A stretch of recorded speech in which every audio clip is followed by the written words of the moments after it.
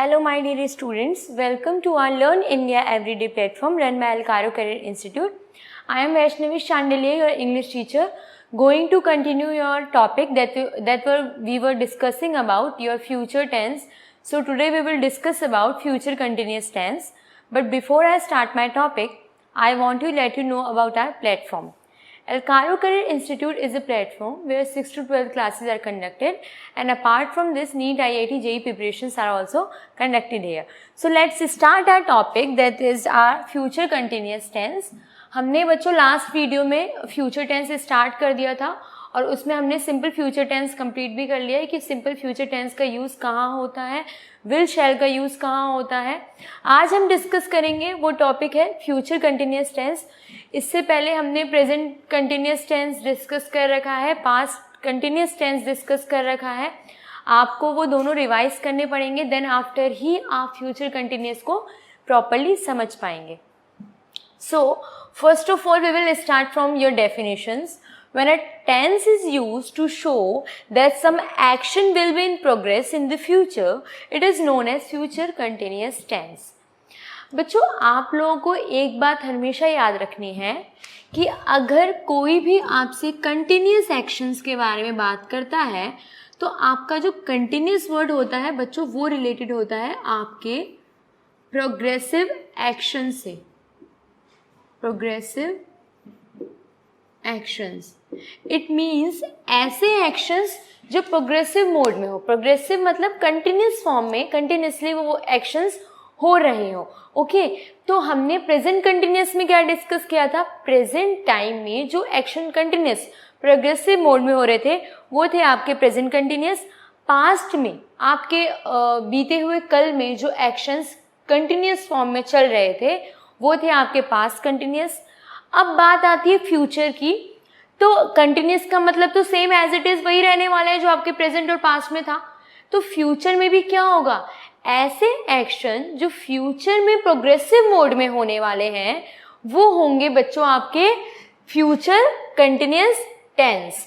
सो इसका मतलब क्या हो गया? अब देखिए कि ऐसा टेंस जो आपको ये शो करता है कि कुछ एक्शन जो प्रोग्रेसिव मोड में जाने वाले हैं फ्यूचर में या प्रोग्रेस मोड में होने वाले हैं फ्यूचर में, वो कौन से एक्शंस होंगे बच्चों? आपके फ्यूचर कंटिन्यूस टेंस. अब हम बात करें अगर इसकी वर्ब फॉर्म की, तो बच्चों देखिए वर्ब फॉर्म आपकी सब्जेक्ट प्लस विल और शैल, ये स्लैश आपका बच्चों और है, एंड नहीं है. ये बात आप लोग ध्यान रखना. कभी भी मैंने आप लोगों को लास्ट वीडियो में भी डिस्कस किया था that we will never use will और shall combinedly, okay, in a sentence. कभी भी आप कंबाइंडली इसको यूज नहीं करेंगे कि हाँ विल भी यूज हो रहा है शैल भी यूज हो रहा है सेम पर्सन के लिए. नहीं, ऐसा नहीं होगा. हमने इसके रूल डिस्कस किए थे सिंपल फ्यूचर टेंस में कि विल आपका किस पर्सन के साथ यूज होता है और शैल आपका कहाँ पर यूज होता है. ओके, सो सब्जेक्ट विल और shall plus be plus verb first form I N G plus object. ये तो आपको याद होगा कि verb first form plus I N G use होता ही है हमारे कंटिन्यूस में. बस आपको याद क्या रखना है कि इसमें विल और शैल के साथ क्या है? न्यू वर्ड ऐड हो रहा है, बी ऐड हो रहा है. ओके, बस ये आपके लिए थोड़ा कंटिन्यूस में थोड़ा सा फ्यूचर कंटिन्यूस इसी वजह से डिफरेंट है थोड़ा, क्योंकि इसकी जो वर्ब फॉर्म होती है बच्चों उसमें आपका एडिशनल में बी ऐड होता है. ठीक है, अब मैं फिर से आप लोगों को रिवाइज करा देती हूँ. मैंने आप लोगों को बताया था कि जो आपका शैल होता है वो यूज होता है आपके फर्स्ट पर्सन के साथ, जो हमने प्रोनाउन में डिस्कस किए थे. पर्सनल प्रोनाउन में first person, second person and third person. तो शैल तो बच्चों आपका यूज होता है फर्स्ट पर्सन के साथ. आपका जो विल होता है वो यूज होता है बच्चों सेकंड एंड थर्ड पर्सन के साथ. तो अब इसको जानने के बाद ही देखिए सारी चीजें, सारे टेंसेस जो हैं बच्चों वो एक दूसरे से को रिलेटेड है. अगर आप सिंपल फ्यूचर टेंस को नहीं पढ़ेंगे अच्छे से, अगर आप उसको रिवाइज नहीं करेंगे तो आपको आगे के एग्जाम्पल समझने में डिफिकल्टी होगी, क्योंकि आपको यही नहीं पता होगा कि फर्स्ट पर्सन क्या होता है, सेकंड थर्ड पर्सन क्या होता है, तो आप विल शैल का यूज प्रॉपरली नहीं कर पाएंगे. सो अब आपको ये बात पता है कि विल आपका सेकंड थर्ड पर्सन के साथ यूज हो रहा है, शैल आपका फर्स्ट पर्सन के साथ यूज हो रहा है. तो अब एग्जाम्पल्स की तरफ चलते हैं. They will be playing in the evening.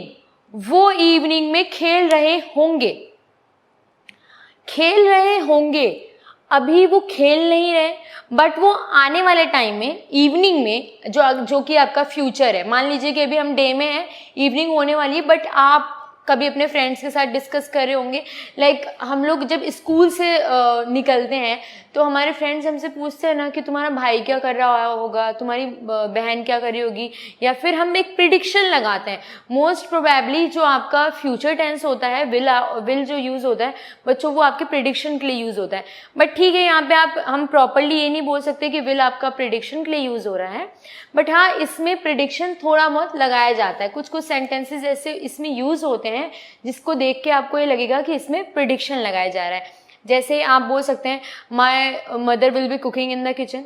आप स्कूल से निकल रहे हैं और आपको ये लग रहा होगा, या फिर अगर आपसे कोई पूछ लेता है कि तुम्हारी मदर क्या कर रही होंगी, तो आप बोल सकते हैं रिप्लाई में my mother will be cooking in the kitchen.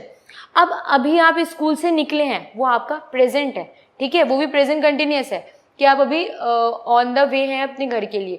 But आप फ्यूचर, अभी तक घर पे पहुंचे नहीं है कि आप कंफर्मली ये बता सकें कि हाँ मदर मेरी कुकिंग कर रही है। आप क्या बोल रहे हैं कि मेरी मदर कुकिंग कर रही होगी। अब होगी कौन सा वर्ड है, फ्यूचर का।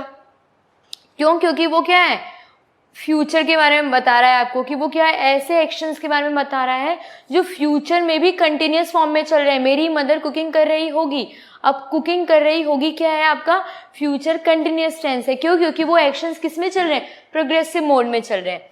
ठीक है, फर्स्ट में अच्छा ही देखिए कि हमारा जो दे है बच्चों, वो कौन सा पर्सन है, थर्ड पर्सन है, इसलिए हमने उसके साथ क्या यूज किया है, विल यूज किया है। सो हमारा सेंटेंस क्या हो जाएगा, they will be playing in the evening. अब प्लेइंग में आपका आईएनजी आ गया, विल बी यूज हो गया क्योंकि हम थर्ड पर्सन के बारे में बात कर रहे हैं, तो ये क्या हो जाएगा, फ्यूचर कंटिन्यूअस टेंस। अब अगर हम बात करें फर्स्ट पर्सन की, तो आई हमारा फर्स्ट पर्सन है, तो हमने आई के साथ क्या यूज किया है, शैल यूज किया है, और शैल के साथ भी आपका बी यूज होगा, ये कंपल्सरी है फ्यूचर कंटिन्यूअस टेंस में।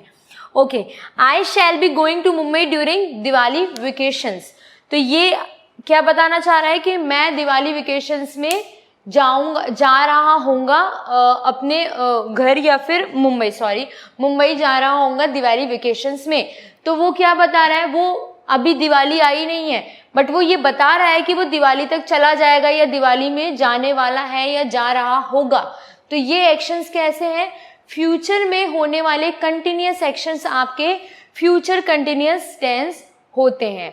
ओके, तो इसमें बस आपको जो याद रखना है बच्चों, वो क्या याद रखना है कि विल और शैल का प्रॉपर्ली यूज कहाँ पर होना है, और इसमें बी ऐड होगा, और बाकी ऐसा कुछ याद रखने वाला इसमें इतना आपको डिफिकल्टी होगी नहीं, क्योंकि ये एज इट इज बाकी सारे आपके टेंसेस जैसे हमने डिस्कस किए थे, प्रेजेंट टेंस और पास्ट टेंस, उसकी तरह ही थोड़ा बहुत सिमिलर है।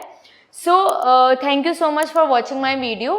I hope you will like it. Keep learning and keep watching our videos. Thank you.